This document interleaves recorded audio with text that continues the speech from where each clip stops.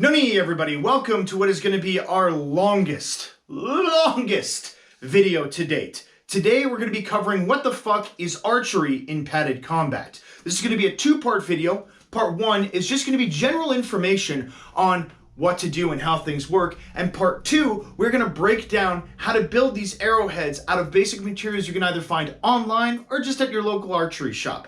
Let's get into it. Bows are pretty straightforward. You can't use compound bows, but any other type will work, whether it's recurve or standard European longbow, as long, most importantly, as it's only 25 pounds of draw weight, maximum. Anything more, and it's going to be more legal than Colombian marching powder. Their construction is quite precise. That's why I've gone ahead and asked our team's resident expert archer, Paula, on how, in her opinion, is the best way to build the arrowheads with basic materials you'll find either online or at your local archery store. But that's enough yapping. Let's get into it. Archery is a common occurrence within this sport, with some teams even having it as a major cornerstone of their tactics. So for building our arrows, here's everything that we're going to need. A soft archery or LARP arrow, duct tape, glass fiber tape, scissors, a box cutting knife, some compressing foam at 7 by 6 centimeters. When we mean foam or pliable foam, compressing foam, we mean this sort of upholstery foam that you can find in a lot of hobby stores or in places like hardware stores. And the most important thing about it is that when it compresses down, it regains its shape immediately. It doesn't get dense, so any sort of memory foam is not going to be an option. A piece of fabric at 16 by 16 centimeters. Feather fletching from 5 to 8 centimeters, but we're using 8 centimeters here. Fletching tape, basic string, a fletching jig, which is optional, and very nice. Fishing line, a piece of plastic at 4.7 by 2.1. Cellular foam, 1 centimeter thick at 4 by 2 centimeters. Alrighty, second interruption. When we mean cellular foam, we mean this kind of stuff. You can find in yoga mats, camping mats, any sort of foam-based insulation like this that you can get in Finland at Etola. And you can see, again, it squeezes and regains its shape immediately. Most important part. Colored tennis or hockey tape, the brighter the better. Pliers and a lighter. Your shaft is going to need to be bound with a strong tape, for example, a glass fiber or resilient brown packing tape, to keep the splinters contained in case the shaft snaps. When you have several hundred fighters on the field, equipment can and will get broken. We have this tape here so that when something does break, no injury can occur. You'll see that we have a feather fletching next to our shaft to help measure the tape needed. This can really increase the speed of production without sacrificing its structural accuracy.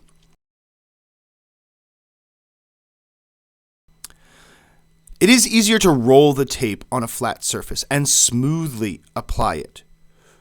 Do be careful not to cause any wrinkles or sharp edges, and it helps to have the tip of the arrow, like you can see here, over the edge of the flat surface. We want that tape to be nice and smooth.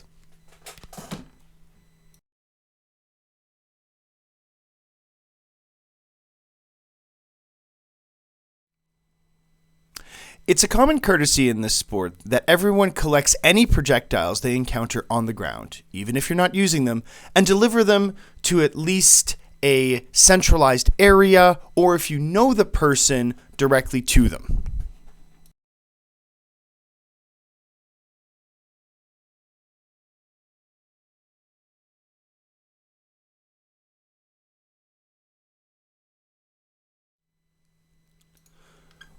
When designing your arrows, make sure to have an identifying color tape on there so you can really have them stand out and be recognizable when they're in the pile after the matches and it's time to collect them. This can be your own personal color scheme, or if you're operating in a bigger team and making the arrows en masse, the arrows can have a set color scheme that fits your team. This way, when other people are picking them up, they will be able to get them to the pile or back to their owners as quickly as possible. Here Paula is applying a small piece of gray duct tape onto the end of the shaft right before the arrowhead. Our team's colors are black and gray, so this is going to help us with identification.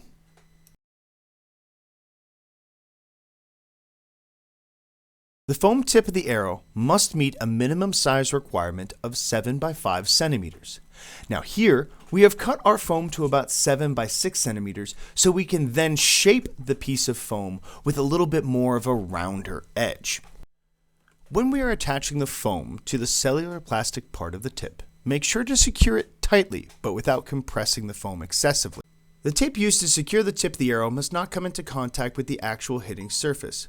When the tip is pushed down, the tip must not bend to the side. You want that tip to be as loose and as flexible as possible while having it securely anchored to the head of the arrow. Be careful not to overwrap the arrowhead when attaching the fabric so that the tip would be too stiff. Stiff weapons mean concussions.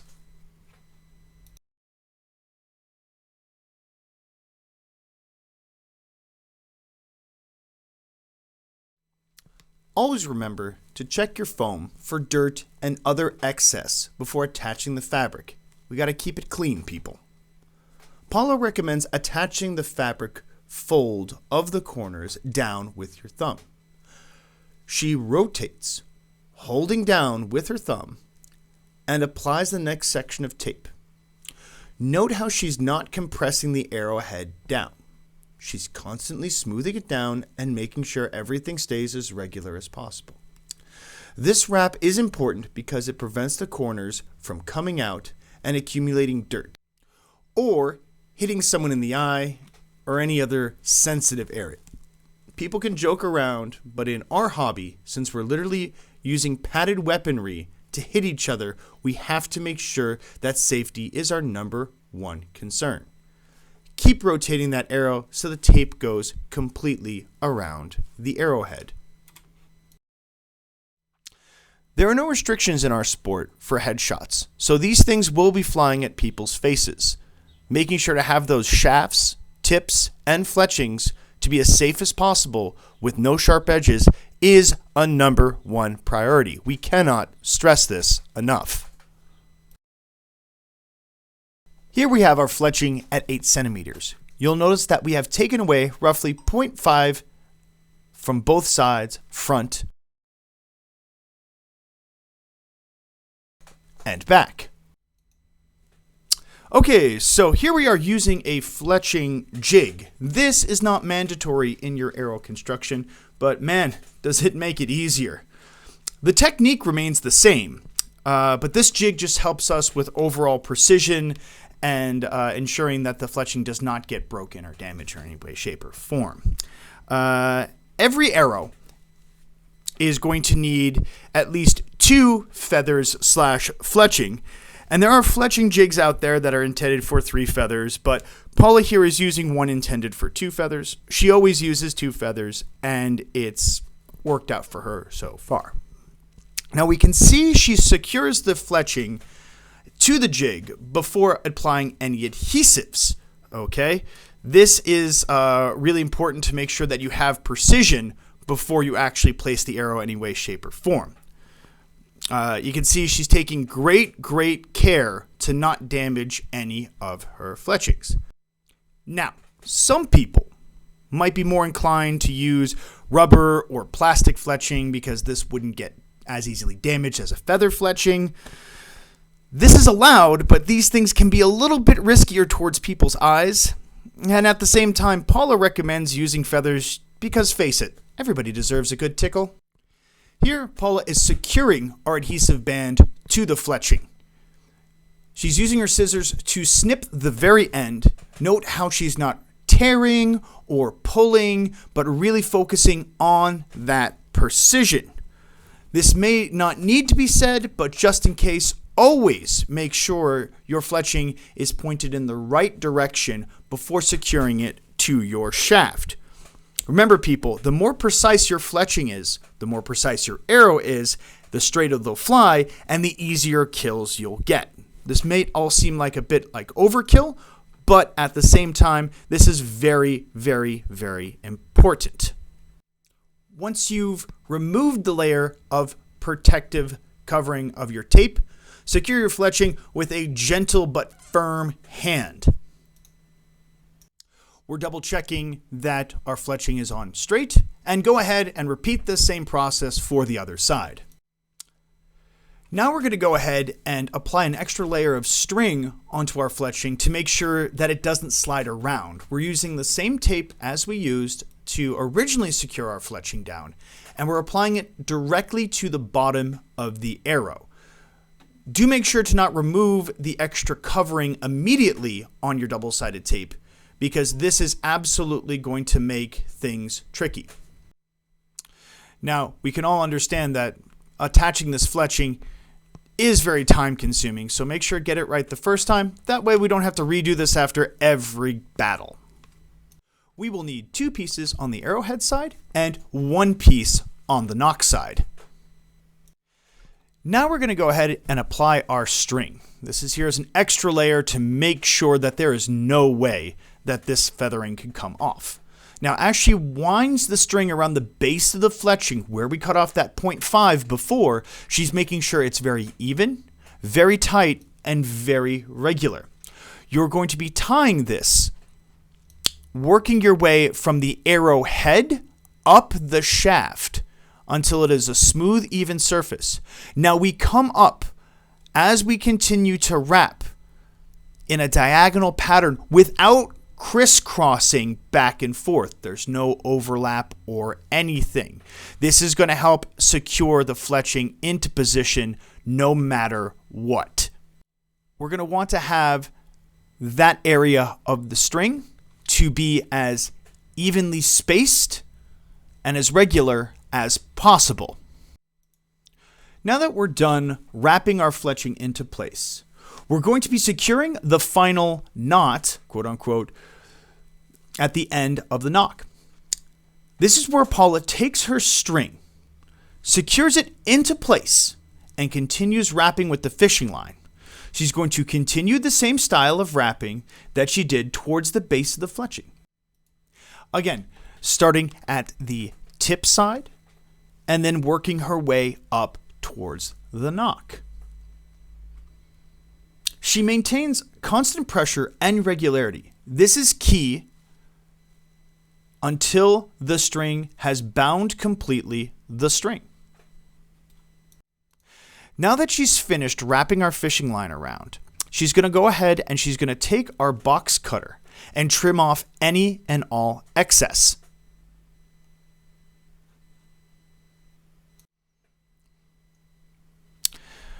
We're then going to go ahead and take this bit of fishing line and we're going to pull it through that bunny-eared loop that we have. We're not going to be tying a knot directly onto it, but we're going to be holding both together. We will take the other side of the string. We're going to give that a few test tugs to make sure that it can slip through fairly easily before we mess anything up. Slide it through, and that's going to be our knot. Again, trim off any excess to make sure it's nice and clean, and double check to make sure there's no sharpness or anything that can cut somebody. Beautiful. Now we're on to what's called a nock guard. This always needs to be at least 2 centimeters wide, so that's why we're going slightly over that. You're going to need to cut yourself a piece of plastic at 2.1 by 4 centimeters, and a piece of cellular foam like what we have used before at 2.7 by 4. We're going to start by heating the end of our plastic part of the nock guard with a lighter, and we're going to bend it to an angle of about 90 degrees with our pliers.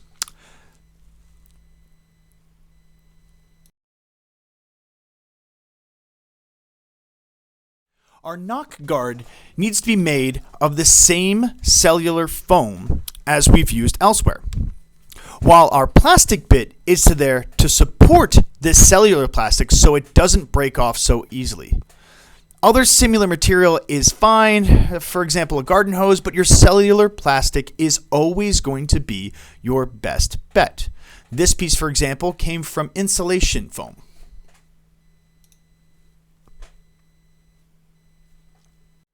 We are then going to tape the 2 pieces together with that tennis or hockey tape, again, brightly colored. This nock guard is in place to protect people from ever getting slapped or stabbed or poked with the nock of the arrow. The brightly colored tape is a pro tip from Paula because a darker tape is going to absorb more UV light than a lighter tape, like pinks and oranges and whites. When you absorb more UV, the adhesive runs out quicker. If the adhesive runs out quicker, then you're going to have to be making your arrows on a much more regular basis. I think we can all agree, seeing how long it takes you to build one arrow, having it as a streamlined process that is durable is the way to go. As usual, completely covered with no sharp corners. The first step into attaching our nock guard is to be applying a thin strip of that same fiberglass tape we used for wrapping the shaft. Affix it to the base of the nock guard right below the arrow's nock.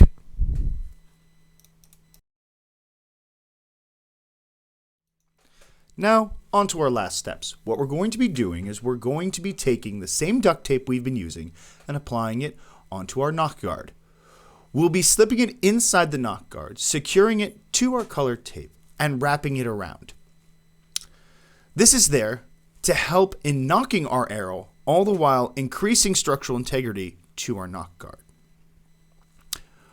Once that has been smoothly placed to the nock guard, we will tape more of our brightly colored tape, whether it's hockey or tennis tape, and wrap it around the base of the nock guard to ensure there is no way it can easily slip off. And now that we have it tightly secured on there, in order to give it a nice little test, we're going to give it a love tap. Yeah, give us a second one. There it goes. And a finished arrow. Finn, haha. Oh gods, that was terrible. Odin's ball sack. Now that was a long one. I'm glad we got it out of the way, but at the same time, arrow safety is one of the utmost important things that we have in our sport. Thanks for sticking along with us. We're going to timestamp everything that you can find in the comments below in order to best organize your time and your construction. And now get out there and shoot somebody.